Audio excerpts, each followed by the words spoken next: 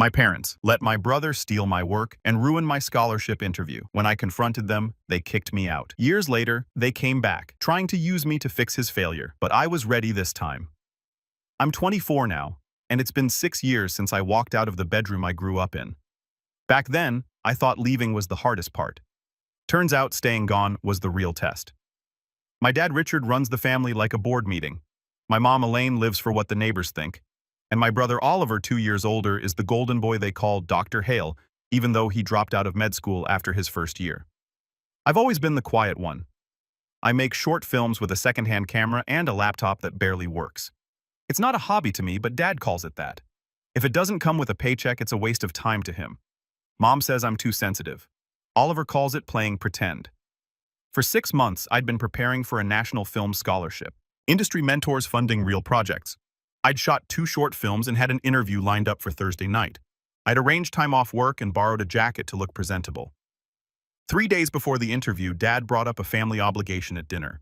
The logistics company was sponsoring a banquet in Oliver's name. Apparently his research project, which was really just a summer internship, was being recognized. They'd booked tables, invited old colleagues, the works, the banquet. Same night as my interview. I told them I couldn't make it. Dad put his fork down and gave me that look like I'd just insulted him. Family comes first, he said. This scholarship could set up my career, I said back. Career? He laughed. You mean you're editing? Nolan, be serious. You'll have plenty of chances to talk about your little videos. Mom chimed in about how it would look bad if I skipped. Oliver just smirked and said, It's not like anyone will miss you there. I tried to argue, but there's no point when Dad decides something. If you don't agree, you're selfish. If you push back, you're ungrateful. So I showed up at that stupid banquet clapping along while Oliver gave a speech about future medical breakthroughs and listening to Dad brag about his 2 successful sons to people who didn't know the truth. I missed the interview. No reschedules, no second chances. I emailed them begging for another chance. They replied 3 days later. They'd already moved forward with other candidates. 6 months of work gone. A week later, I saw a post online. Oliver had submitted a short film to a regional contest. It won first place. The screenshots looked familiar, so I downloaded the video. It wasn't just familiar, it was mine. Same shots, same edits, even the original file names in the metadata. He'd taken my entire scholarship project, tweaked the opening credits, and put his name on it. The contest was small, maybe 40 submissions from a local business group. Nobody there knew about my scholarship application. Perfect place for him to steal it without getting caught. I confronted him in the kitchen. You stole my work. He barely looked up from his phone. If it was really yours, they'd know. Guess they thought it was mine. You had no right. Don't be dramatic, Nolan. It's just a video. You should be happy it won something. I turned to Mom and Dad, expecting some kind of reaction. Dad folded his newspaper like I was interrupting something important. Oliver's been under a lot of pressure, he said. It's good for him to get a win. And you, Mom added, should learn to share. This family supports each other. Share. It was the hours I spent filming after midnight. The editing I did while my hands shook from too much caffeine. The stories I wanted to tell, and they were calling it sharing. I walked to my room and sat on the floor staring at my hard drive. This wasn't a one-time betrayal. This was how things had always been. By the time the sun came up, my mind was made up. I wasn't going to sit around and wait for them to do it again. I wasn't going to beg for them to see me. If they wanted Oliver to be the only son worth anything, fine. They could have him. I was done. I left that house the same night. I didn't slam doors or yell. I just packed a camera bag, a duffel with clothes, my hard drive, and the laptop. That was it. I left a short note on the kitchen counter. Don't wait up. I'm done. And walked out without looking back. The first 2 nights I crashed on a coworker's couch. It was cramped and awkward, but I didn't care. It was still better than sleeping under the same roof as people who treated me like I was nothing. On the 3rd day, I found a listing for a tiny apartment on the east side. It was a rundown 2-bedroom with peeling paint, a leaky faucet, and paper-thin walls, but the rent was low enough that I could afford it if I kept working. The other room was already taken by a guy named Luke Carter. Luke was 28, a couple of years older than Oliver. He used to run a small tech startup, but his uncle pushed him out when it started doing well. He told me that on the first night over takeout boxes and cheap pizza, family will screw you faster than strangers, he said. Not bitter, just stating it like a fact. We clicked right away. Luke was blunt sarcastic and had this calm way of talking about things that made them feel less overwhelming. Over time, he became more like the older brother I wished I'd had, the kind who gives real advice and doesn't treat you like a punchline. Life got busy fast. I picked up a morning job at a small coffee shop near the apartment, then did evening shifts delivering food. Most nights I came home past midnight, grabbed a quick shower, and worked on videos until I couldn't keep my eyes open. I started a film channel under a fake name and posted weekly. First video got 60 views, then 112, then 74. Luke gave me notes on pacing when we watched them together. A few weeks after I moved out, Aunt Linda called. She was the only one in the family who ever treated me like I was more than Oliver's shadow. "I heard you left," she said gently. "I'm proud of you, Nolan." It was 2 sentences, but it meant more than any fake "we're proud" text my parents ever sent. She asked if I needed anything. I told her no, not because I didn't, but because I wanted to prove to myself that I could figure it out on my own. The first months were rough. Rent ate my paycheck. I lived on instant noodles. My editing setup barely worked, but it was mine. It was quiet, and no one told me I was wasting my time. Then something changed. I made a short called Night Shift. It followed a janitor, a nurse, and a delivery driver working through the night in the same city, but never crossing paths. It was simple, raw, and honest. I posted it like usual and forgot about it. A week later, I got an email from the city's Arts Council. Someone on their panel had seen Night Shift and shared it internally. They wanted to award me a small arts grant and pair me with a mentor at a local film incubator. I stared at the screen for 5 minutes. The grant covered gear and rent, but the mentorship was the real prize: access to professional editors and real feedback. When I told Luke, he grinned like he'd won the lottery. "This is it, man," he said. "This is how it starts." Aunt Linda cried when I called her. "I knew you'd make something of yourself," she said, and I could hear the pride in her voice. The grant was $8,000 over 6 months. Half went to rent and bills. The rest went to basic gear upgrades and festival fees. Not luxury money, just breathing room. For the first time, I felt like things might actually go somewhere. I wasn't just chasing something, I was catching it. A week after my short film started getting some attention, my mom texted me out of nowhere. "We're so proud of you. Come home soon." It felt fake, too smooth, too cheerful. I ignored it. 2 days later, Dad followed with, "It's time to come home and do something useful with your life." That one made me laugh. Useful to him always meant something that benefits Oliver. I didn't reply. I found out later how they even knew about any of it. Aunt Linda had shared one of my short films on Facebook. Just trying to be supportive, and Mom saw it. That's how she learned about the grant, the incubator mentorship, and everything else I was working toward. I guess she told Oliver because not long after, things started to go sideways. The first hit came in the form of an email. "We've received an anonymous complaint regarding your financial disclosures. Your grant will be paused pending review." It was from the Arts Council. Apparently, someone had reported me for lying on my application and misusing funds. They wouldn't say who, but I didn't have to guess. I sent them every invoice, receipt, and transaction I had, but the money was frozen until they finished reviewing. Then came the next blow. A video started circulating on social media, an edited clip that made it look like I'd admitted to stealing footage from another filmmaker. It was a sloppy cut-up of sentences from different behind-the-scenes videos I'd posted. The voice was mine, but the message wasn't. I figured no one would take it seriously. I was wrong. The comments were brutal: fraud, scammer, fake.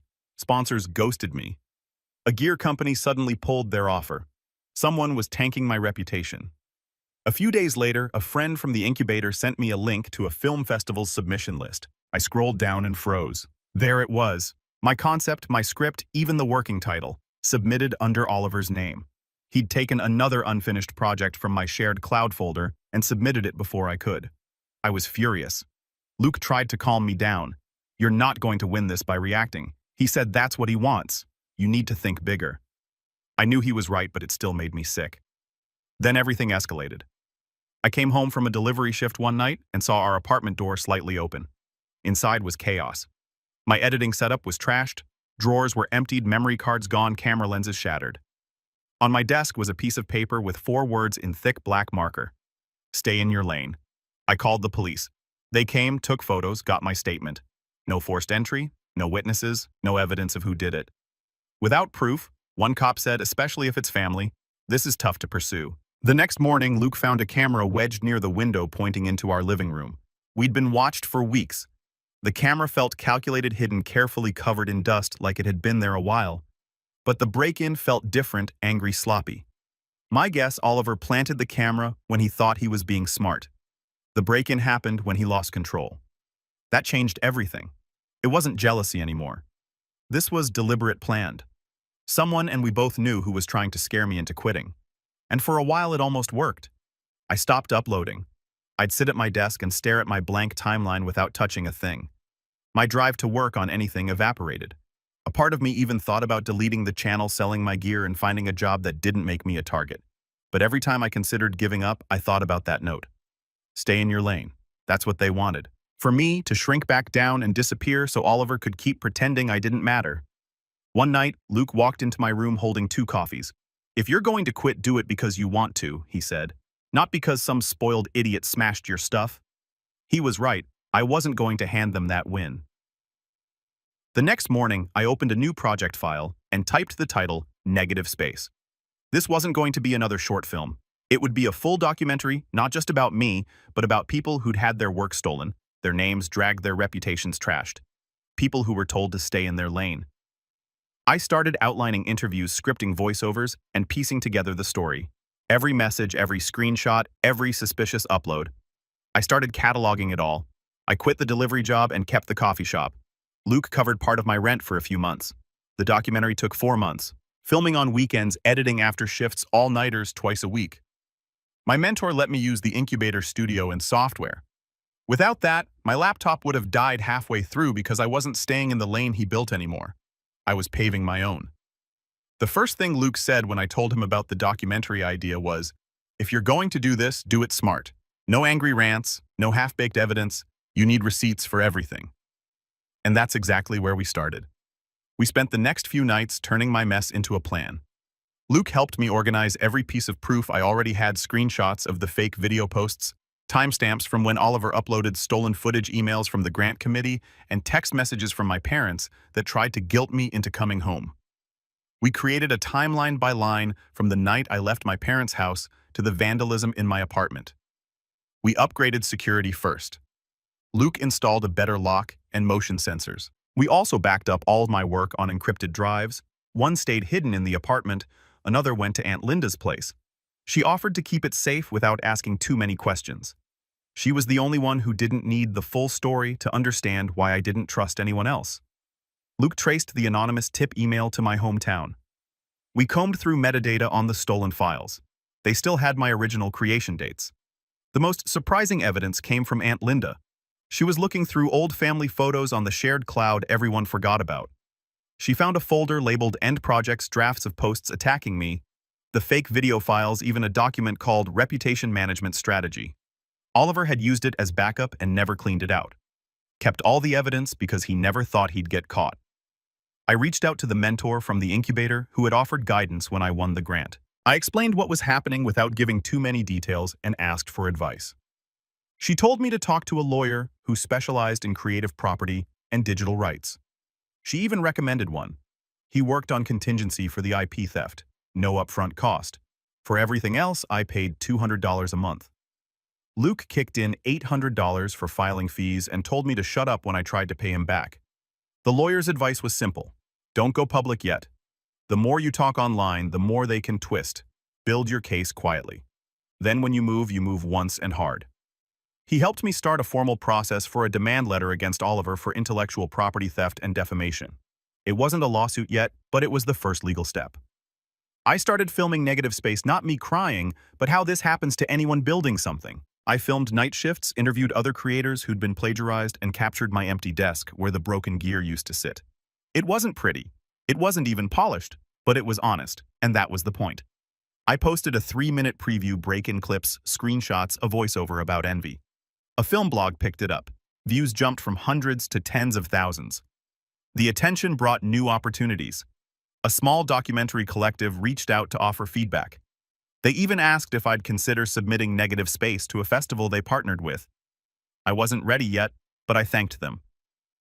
The idea of my story reaching a real audience made me work harder. The documentary collective waived my submission fee through a festival partnership. Without that, I couldn't have afforded the $75 entry. Then came the email I wasn't expecting. A major independent film festival accepted Negative Space for its upcoming showcase. I stared at the message for a full minute before I believed it. My first feature-length project, born from sabotage and anger, was going to screen in front of real critics and industry people. The timing couldn't have been more perfect because just a few hours after that email arrived, I got another one from my mom. "We're hosting a family dinner this weekend. Your father says we can help repair your reputation if you're willing to be reasonable." A separate message from Dad followed. "We can fix this. Let's talk like adults." There was no apology. No mention of the vandalism, the theft, the lies. Just another attempt to make me feel like I needed them. I showed the text to Luke. He raised an eyebrow. "They're scared," he said, "and they're trying to pull you back in before you do something they can't control." I agreed to go, but not for reconciliation. I wanted information. I wanted their words recorded. Luke and I planned it out. I'd wear a small recorder in my pocket, and he'd sit in the car outside with a laptop marking timestamps as I texted him coded messages. The plan wasn't about revenge. Not yet. It was about being prepared. By the time dinner arrived, Negative Space was deep in production. I had hours of footage, more evidence than I'd ever imagined, and a legal path starting to form. For the first time since leaving home, I didn't feel powerless. And this dinner wasn't going to change that. They thought they were pulling me back under their control. What they didn't know was that I was finally ready to expose everything. And I wasn't going to do it with yelling or revenge posts. I was going to do it with proof. I showed up to the dinner at my parents' house on a cold Sunday evening. I hadn't been there since the night I left, and it felt strange standing on the same front porch I used to race up as a kid. Mom opened the door before I could even knock. "Nolan," she said, smiling like we were long-lost friends. She pulled me into a hug that lasted too long and felt fake from start to finish. Inside, everything looked exactly the same. My old photo from middle school still hung in the hallway, crooked and forgotten, like they'd never noticed it was tilted. Dinner was already set. A long table covered with too many dishes for 4 people. Dad sat at the head of the table with a glass of water, scrolling through his phone. Oliver leaned back in his chair, phone in hand, too, acting bored like he was doing me a favor by even being there. "Glad you could finally make time for family," Dad said without looking up. "Glad you invited me," I said, keeping my voice even. The small talk started right away. Questions about my little videos, comments about how I must be busy with all my online stuff. It was their way of downplaying everything without sounding obvious. I didn't bite. I answered each question calmly and kept my tone neutral. I knew every word mattered now, and I wanted them all on record. Halfway through the meal, Dad cleared his throat and set his phone down. "Let's talk about why we're really here," he said.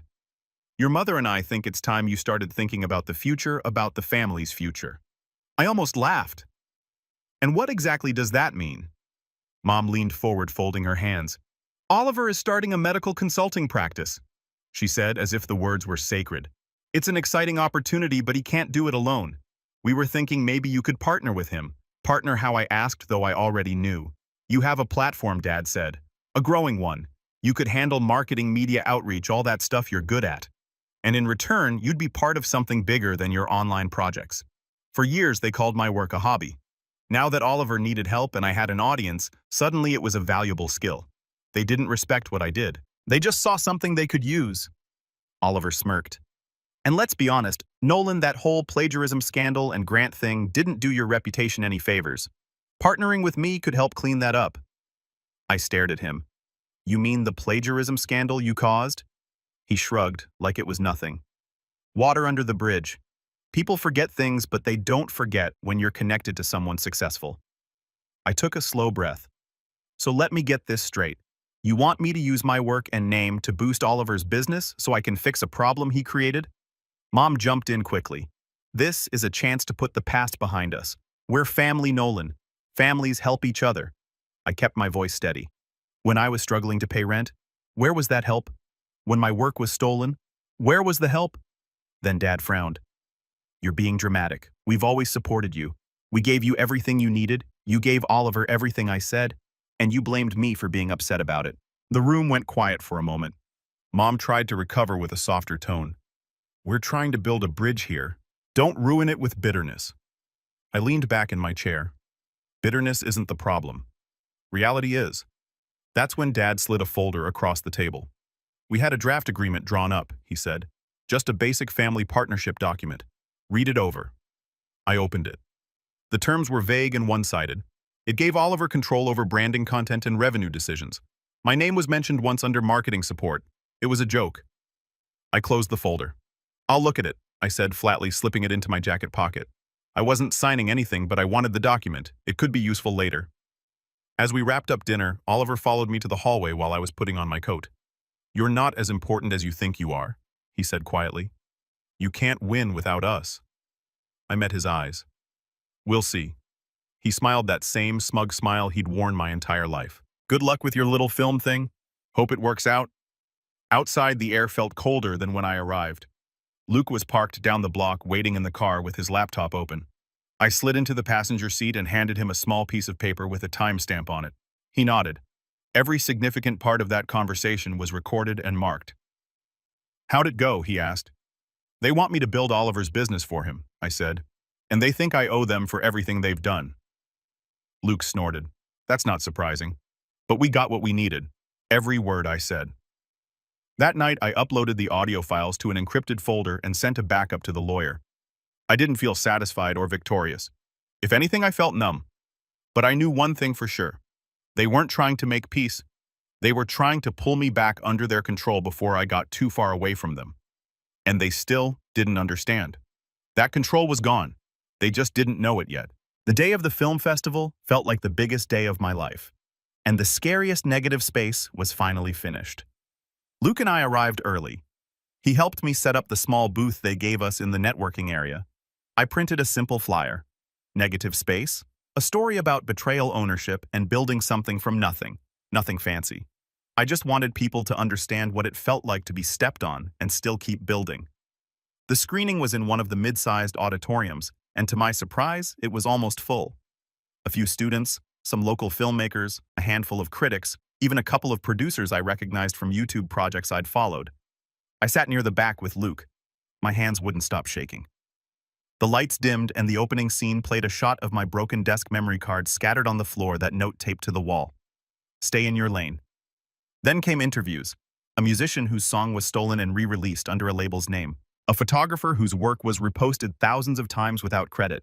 A designer whose brother claimed his portfolio as his own. And woven between their stories was mine.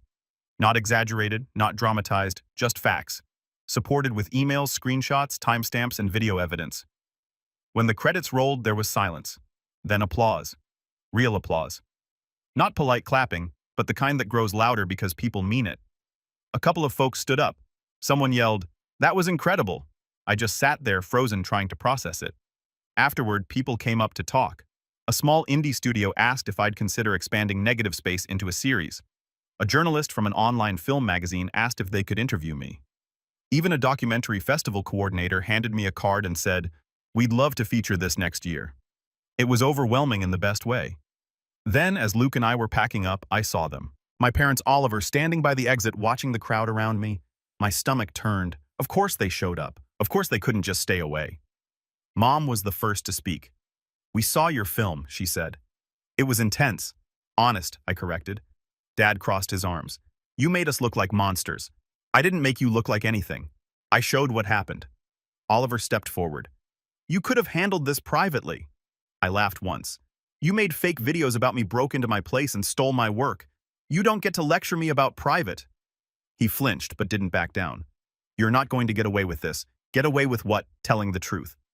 That's when Dad tried a different tactic. "You've embarrassed this family.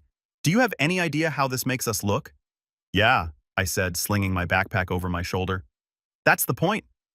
I walked away before they could say anything else. I didn't owe them a debate.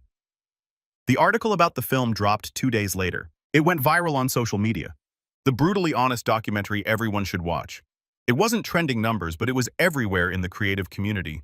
Not mainstream viral. The average person had no idea who I was. But in indie film circles and creative spaces where Oliver was trying to build a career, his name was toast. My parents didn't get it. They thought they still had leverage because the documentary hadn't reached their social circle. They didn't realize the game had already changed. The message hit people hard. I got emails from strangers thanking me for saying what they couldn't. A few even shared their own stories of family members or companies stealing their work. I didn't hear from Oliver for months. Aunt Linda said he tried claiming I edited things out of context, but other people he'd screwed over started coming forward. His name became a joke in creative circles. She told me he threw a glass at a family dinner and screamed that I'd ruined his life. Dad had the stroke a few weeks after that. The attention brought more than just praise. The lawyer called me to say our case had gotten stronger. The stolen footage, the fake plagiarism claims, the vandalism, the messages, it was all now part of an official civil suit. Oliver was being served. And because my parents had defended and enabled him, they were being named too. The fallout was immediate. Oliver's film festival submission was disqualified after the organizers saw the evidence. The medical consulting practice he'd been planning suddenly lost investors. Even a clinic he'd been trying to partner with backed out. Word travels fast when you're caught lying. Then came the message I never expected. Aunt Linda texted me. Your mom called. They're panicking. They want to talk before the lawsuit goes any further. I ignored it. A few hours later, Dad called, then Mom, then Oliver. I let every call go to voicemail. If they wanted to talk, they could do it through lawyers now. One night, about a week after the festival, I was working on a new project when Luke walked into the room with a grin. You're not going to believe this, he said, tossing his phone on the desk. It was a news article. Viral documentary inspires new funding for Creative Rights Initiative. A nonprofit had launched a grant to help small creators fight legal battles over stolen work, and they credited Negative Space as the inspiration. I didn't know what to say. I just sat there staring at the screen, realizing that something I made in a tiny apartment with borrowed gear was now sparking real change. Of course, my parents tried one last trick. A long, carefully written email showed up a few days later. We're sorry for how things turned out. We never meant to hurt you. Can we meet and talk about this? I read it once and deleted it, because the truth was, I didn't need them to understand anymore. I didn't need them to see my side or feel guilty. The damage was done, and now they had to live with the consequences just like I had to live with theirs. The night before the lawsuit papers were officially filed, Luke and I stood on the balcony of our apartment. The city buzzed below us. And for the first time in a long time, I felt calm. This is just the start, he said. Yeah, I replied, watching the lights in the distance. But this time, I'm writing the story. The lawsuit was moving forward slow but steady.